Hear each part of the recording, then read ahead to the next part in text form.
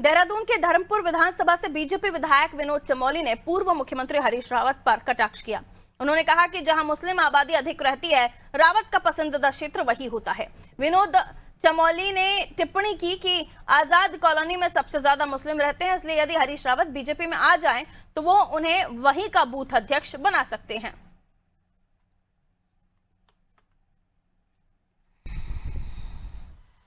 देखो, उनका पसंदीदा क्षेत्र वो है जहाँ मुस्लिम ज़्यादा रहते हैं, क्योंकि उनको मुल्ला हरीश रावत भी कहा गया, पहले भी आपने देखा है।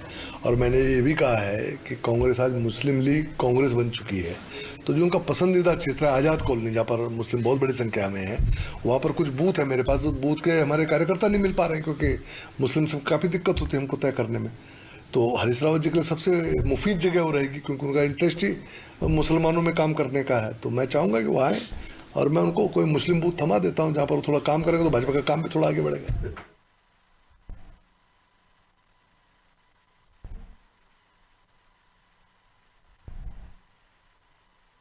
और आइए खबर पर जानकारी के लिए सोनू हमारे सहयोगी हमारे साथ जुड़े हुए हैं। हरीश रावत को लेकर कटाक्ष करते हुए बीजेपी के नेता सोनू, और सीधे तौर पर वो कह रहे हैं कि हरीश रावत को वो क्षेत्र ज्यादा पसंद है जहां मुस्लिम बाहुल्य लोग या मुस्लिम बाहुल्य आबादी रहती है। यहाँ उन्होंने कहा कि अगर वो बीजेपी में आते हैं तो उन्हें उसी एरिया का बूथ अध्यक्ष बनाया जाएगा जहां पर मुस्लिम आबादी ज्यादा है। क्या समझे, क्या मायने निकाले इन बयानों के? देखिए पारुल, इसके कई मायने निकाले जा सकते हैं। एक तो सीधे सीधे हम इसको इस रूप में देख सकते हैं कि बीजेपी के लिए हरीश रावत को एक निमंत्रण है, क्योंकि उत्तराखंड बीजेपी में विनोद चमोली का अपना एक स्थान है, अपनी उनकी एक सियासी अनुभव है, पूर्व मेयर हैं, कई बार के विधायक हैं, और जो बीजेपी के प्रदेश प्रवक्ता की जिम्मेदारी का वो निर्वहन कर रहे हैं।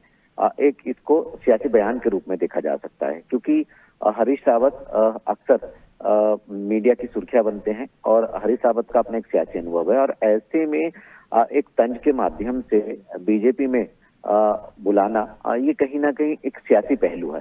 इसके साथ साथ ये बात बिल्कुल सही है कि क्षेत्र विशेष और जाति विशेष और वर्ग विशेष को लेकर के उत्तराखंड में अक्सर सियासत होती रहती है, और सत्ता पक्ष और विपक्ष एक दूसरे पर बयानबाजी करते रहते हैं। जब उत्तराखंड में 2022 में विधानसभा के चुनाव हुए थे, उस वक्त भी एक यूनिवर्सिटी को खोले जाने को लेकर के कांग्रेस ने पुरजोर तरीके से वकालत की थी और सार्वजनिक मंचों से इस बात का बयान किया था।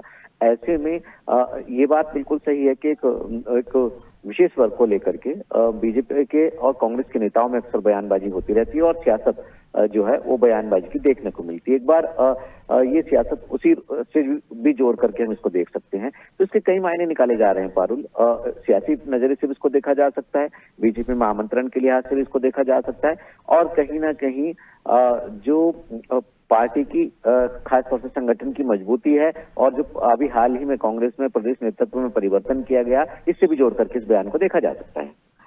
बिल्कुल, अब देखना होगा इन बयानबाजियों का आगे की राजनीति में क्या असर होता है। मैं लौटूंगी सोनू, अगली खबर पर आपसे जानकारी लेंगे।